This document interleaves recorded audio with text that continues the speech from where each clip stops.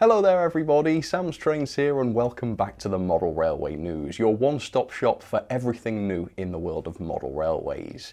Here we are in August and there is lots to get through this time, so we're going to jump right in and talk about Bachmann, who have just made their autumn 2025 announcements. Now, it's become quite unusual for Bachmann to announce major new tooling in these quarterly announcements, and even more unusual for them to announce major steam toolings in these quarterly announcements, but they have announced 2 new steam locomotives this time and everybody is really excited about it.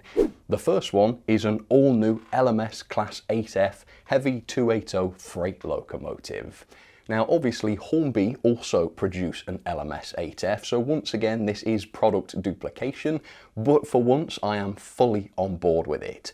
Hornby's model is very old now. This dates back to 2002, so nearly 25 years. So it is quite dated now. And the other year when Hornby re-released this back into their range, the RRP was £249.99.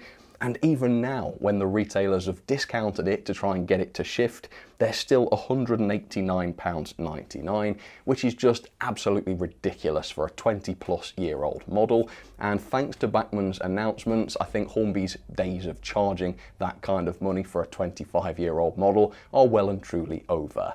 Because Bachmann's new 8F, brand new tool, not 20 years old, straight out of the factory for 2025, is the same price. It is no more expensive. So £249.95 and at the retailers £212.46 because obviously it's not gone into clearance yet.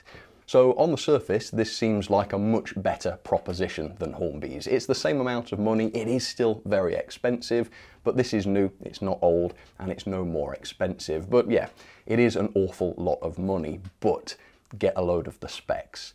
So construction wise, this is going to have a die-cast metal chassis block, gearbox, running plate and boiler in stark contrast with the plastic Hornby body. It's going to have tons of separately fitted details, as you'd fully expect of course, sprung buffers obviously, a firebox glow in the cab, a coreless motor, which I'm really excited to see on a larger steam locomotive. I'm expecting great things from that. Hopefully they'll have chosen a really good coreless motor for this.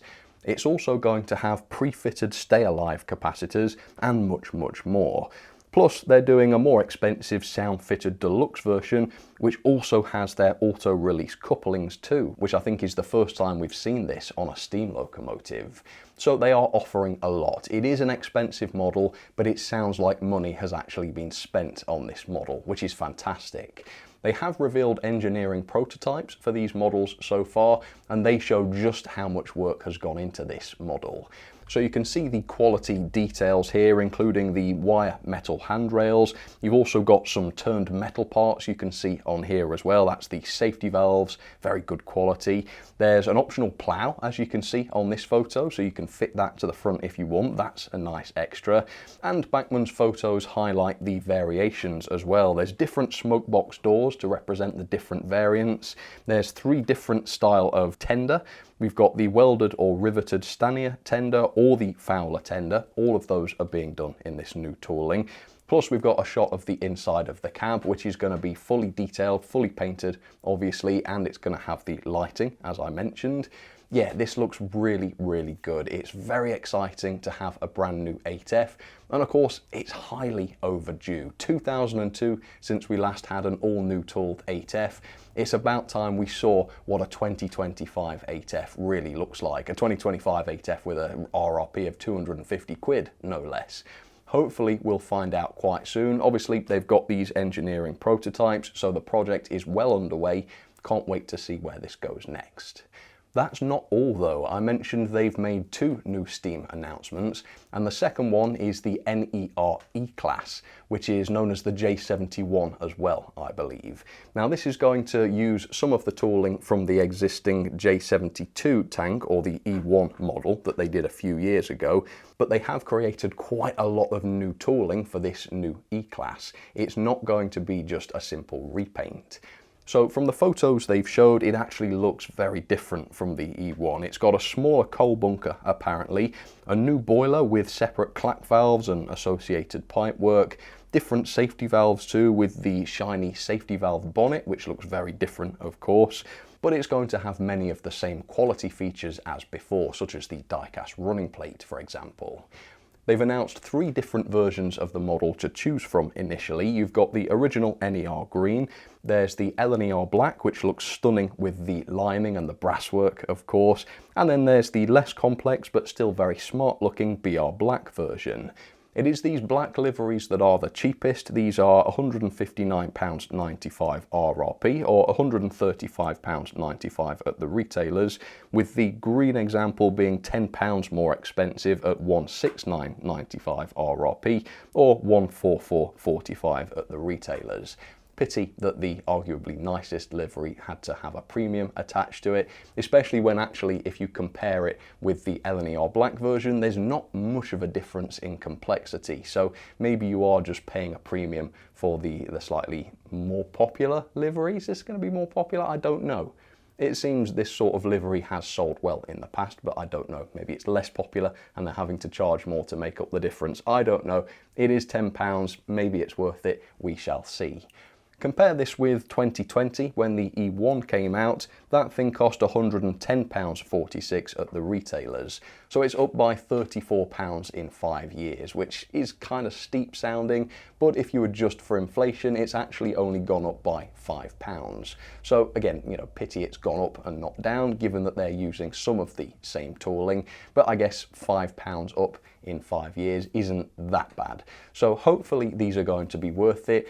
Hopefully they will run and look as good as the original E1 did. I'm sure they will.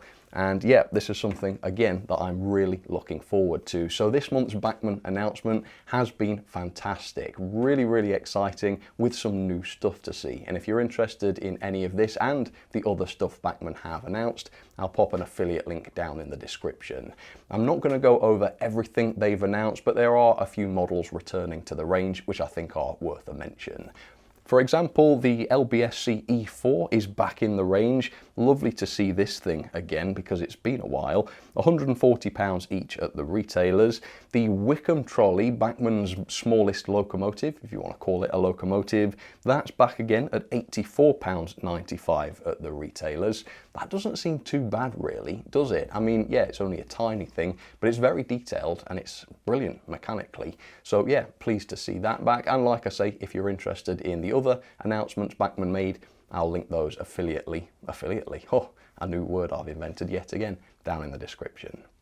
They've also announced another new tooling in N-scale. It's an all-new NER P7 coal hopper wagon, which is notable because we don't see that many pre-grouping models announced for N-scale, so this is a little unusual, and I'm wondering if they're going to announce a locomotive to go with these wagons. They've also announced the later LNER Diagram 12 as well, so that might be useful for existing locomotives. There's a selection of different liveries available, from original NER to LNER to BR, and even a private owner example, which is nice to see. They're priced at £29.95 RRP or £25.45 at the retailers, so pretty steep, very much 00 scale prices here. But then again, looking at the models, there is a certain complexity to them. There's separate wiring, all that kind of stuff. They look nice and complex. Hopefully they'll be worth the money. We'll wait and see what these are like. Next up then, some news from Sonic Models. They have announced yet another new locomotive project through Rails of Sheffield. This time it is the NBR Glen class, which is a beautiful Scottish 440 steamer introduced way back in 1903 to the design of Matthew Holmes for express passenger work.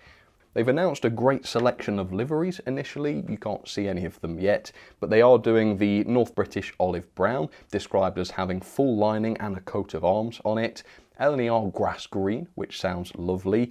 There's LNER black, BR lined black, an interesting North British dark olive green, and an even more interesting twin pack, which is known as the BBC Film Special, showing them as they appeared in Railway Roundabout in 1959. The specs include a detailed cab interior with firebox lighting, detailed motion between the frames, static of course, an option to fit a snowplow, which is always a lovely option to have.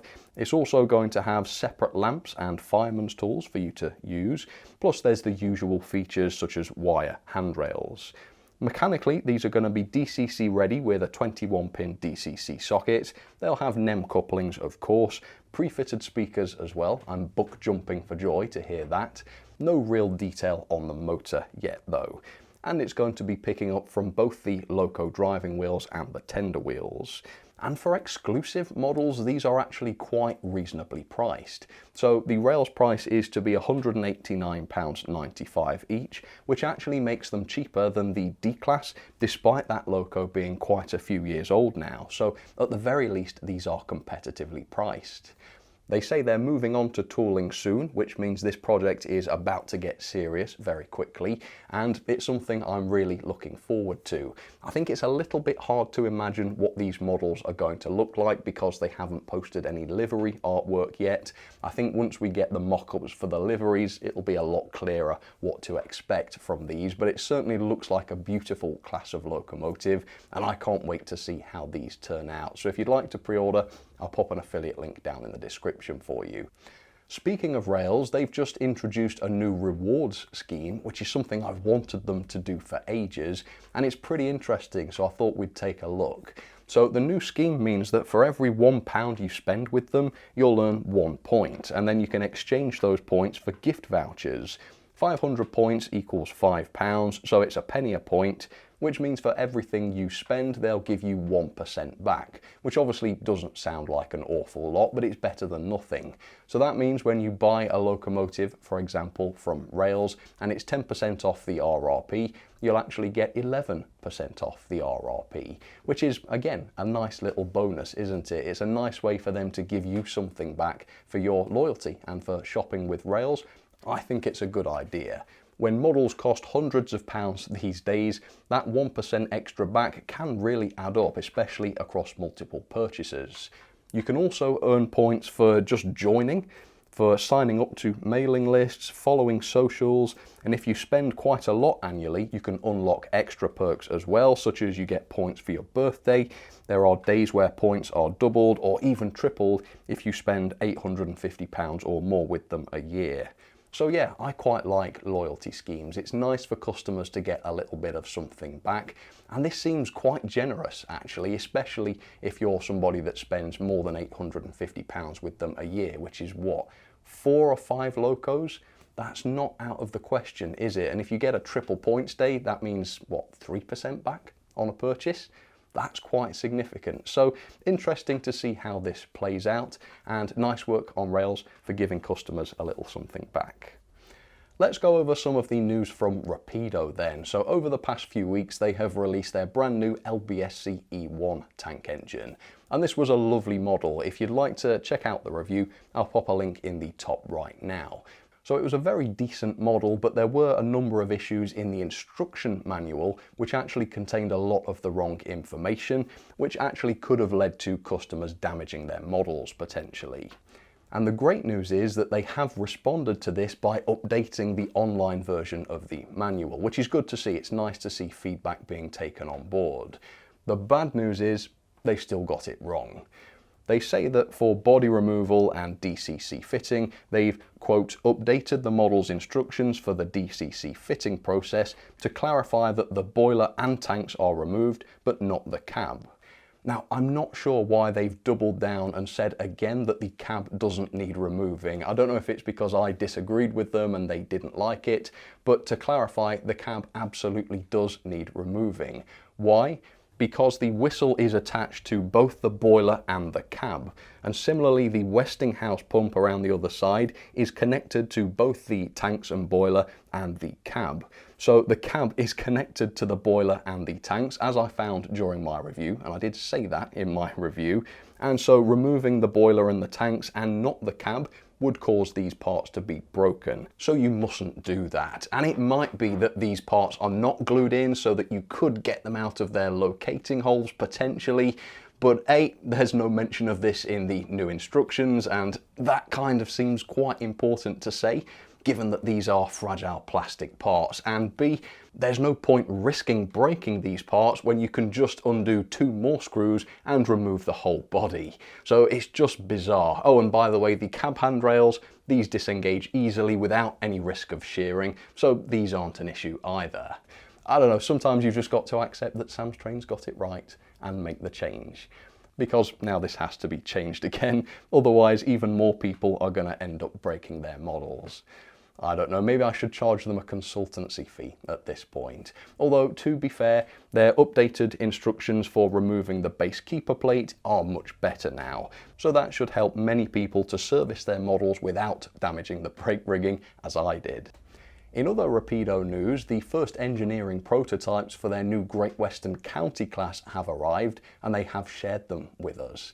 So look at these things, they look wonderful. It's amazing how nicely these models have taken shape. Obviously, they're quite chunky beasts, the Great Western Counties, a really beefy locomotive, really, and the models show that excellently. Plus, I really like how they've used wire metal handrails on these models. That's quite reassuring to see after the E1.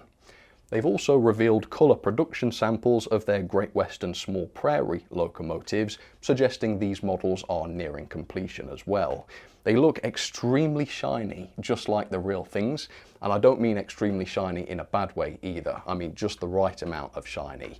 Really, really lovely finish on these, although notably the smoke boxes are much less shiny, which has been my experience of these locomotives.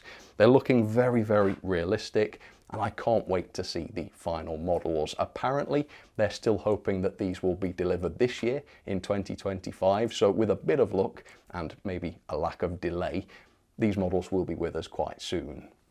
Next up, they've showed updated colour samples for the SECRO Class 2, which looks pretty similar to before, except now the smokebox colour has been corrected from grey to black, which completes the look brilliantly.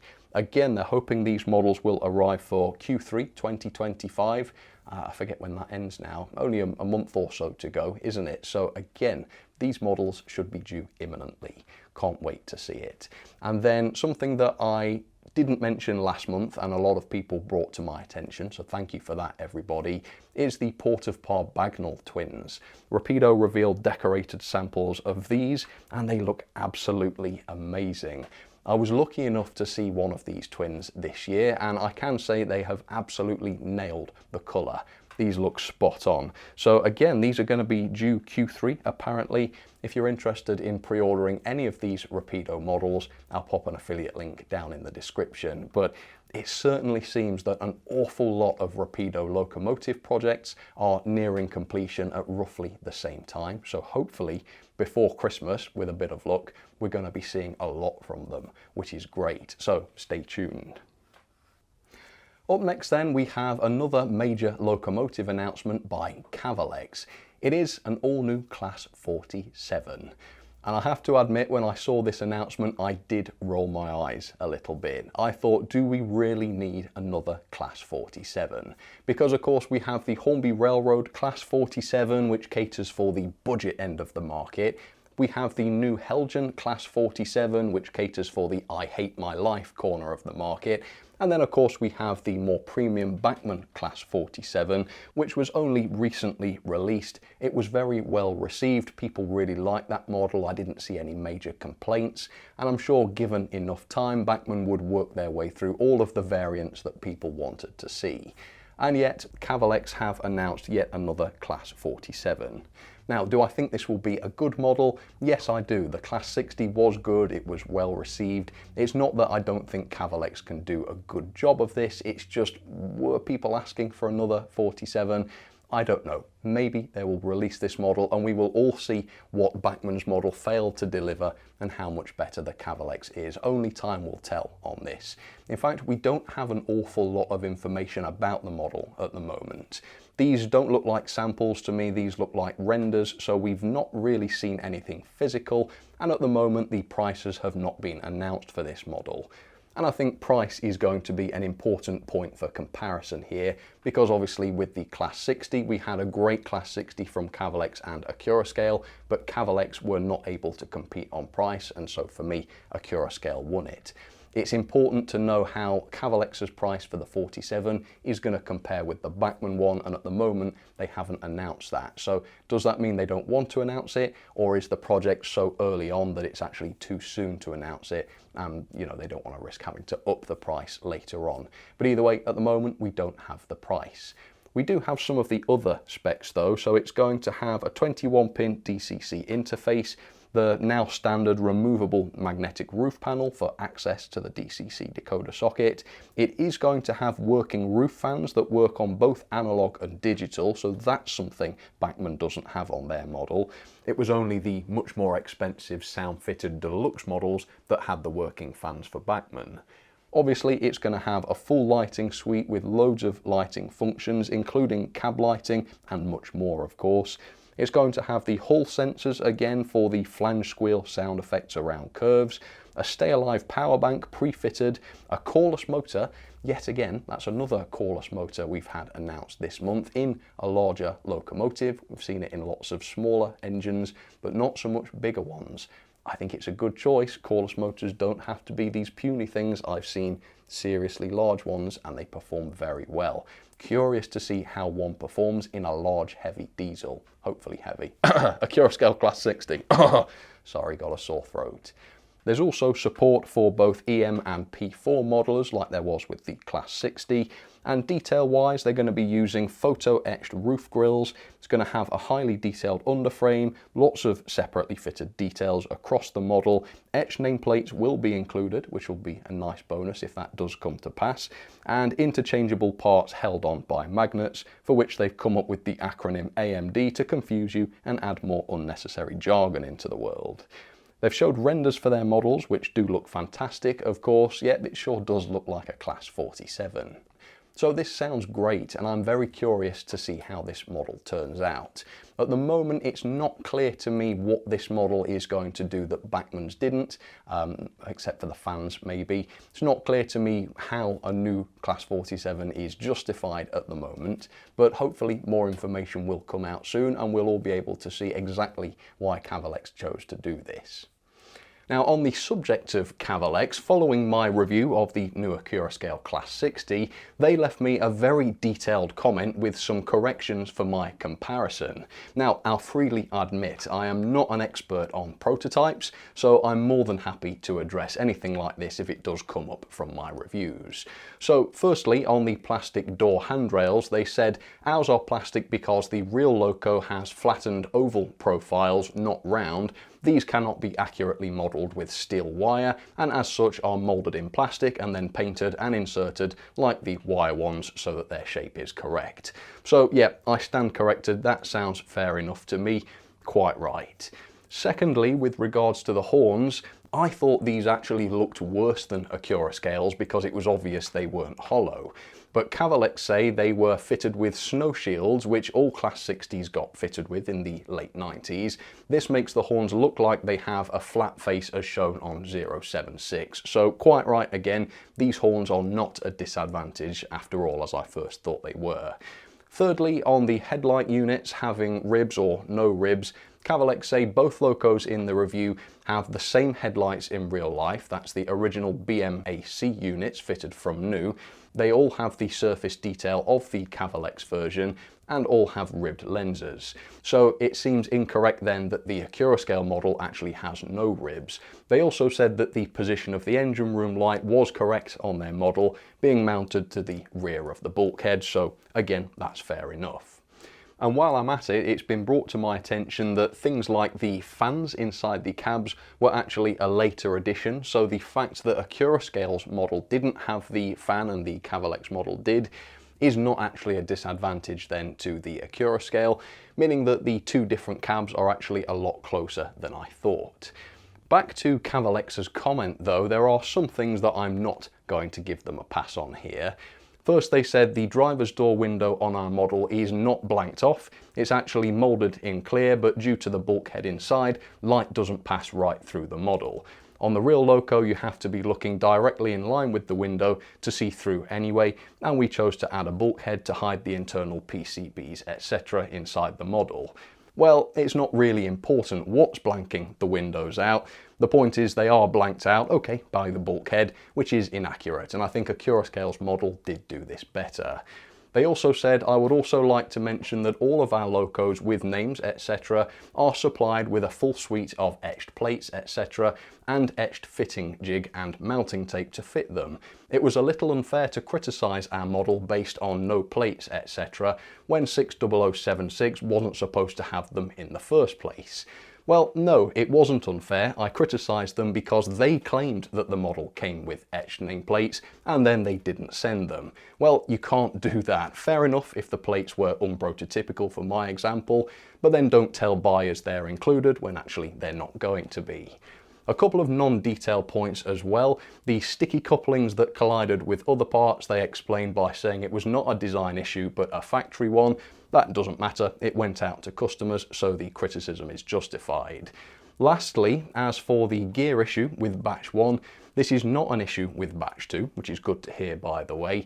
This problem was not present on our test samples, so we signed off on the models. We had no reason to suspect that the production models would have this problem, so no way to catch it.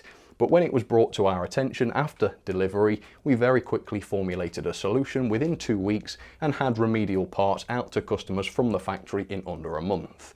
Now, they certainly did catch the issue quickly and offer a solution, and I accept that the factory was to blame and not Cavalex, but I don't accept that there was no way to catch it.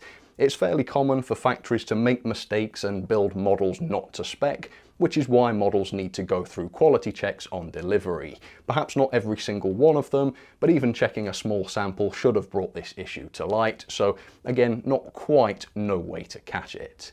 So a couple of corrections there and a bit of doubling down from me there as well. It's totally fine that Cavalex did this, and I'm more than happy to issue corrections on some of what I said. And equally, I don't agree with some of this. Some of it does read as just kind of making excuses, but again, I'm glad they posted this, and it's certainly a healthy discussion to have. In other diesel news, Dapol have revealed decorated samples for their new O-Scale Class 66. And here they are. I mean, this has been a fraught project. They had to change factories at one point, which sounds like an unimaginable headache. And yet they've obviously made a lot of progress since then because these samples look amazing. So just to name a few, we've got 66001 in the EWS. There's also a lovely Freightliner green, which is beautifully done, isn't it? We've got 66421 in the DRS Compass livery, that looks good as well, plus 66789 in the BR Large Logo Blue, I love this livery, that looks cracking, and of course there's lots more as well. This is quite a big range. Now, I fell into the trap of looking at these models and imagining them as 00 sized, so sort of this kind of size. But of course they are not. These models are massive O-scale models. This is Neil from Dapol holding them. You can see what absolute monstrosities these are. Absolutely huge. And the RRP is £395 or £335 at the retailers. That's not miles away from 00 scale pricing. So I'm really impressed with what Dapol have delivered here. I don't know if I'm going to be able to justify one for review. My layout isn't going to be able to handle something that large, and it is a lot of money. But yeah, from what we've seen, these models look stunning, and you know, hopefully I'll get to clap eyes on one, at least at an exhibition or something. Yeah, impressive work from Dapol, I think. Finally then, I want to give just a little plug to Smith's Model Railways of Norfolk, just because I think it's worth supporting some of the smaller retailers as well. they've got a new and exclusive TT wagon on the way, and it is this. It's made for them by Pico, and it's in the Gardner Norwich livery, which costs £20.95, which I don't think is too bad. So check out the link in the description if you're interested in that. Lovely to see more TT models on the way. For now though, I think that is just about it for this month's model railway news. So much to get into, so much to talk about. It's all been very interesting and, more than that, exciting as well. So I can't wait to see what the rest of the year holds now. There's so many projects which are kind of teetering on the edge of completion and that hopefully will be with us soon. So exciting times. Thank you for watching. I'll catch you on the next one. As always, if I forgot to mention something, please do comment it down below. I'll consider that for next time. Thanks a lot, folks. You take care.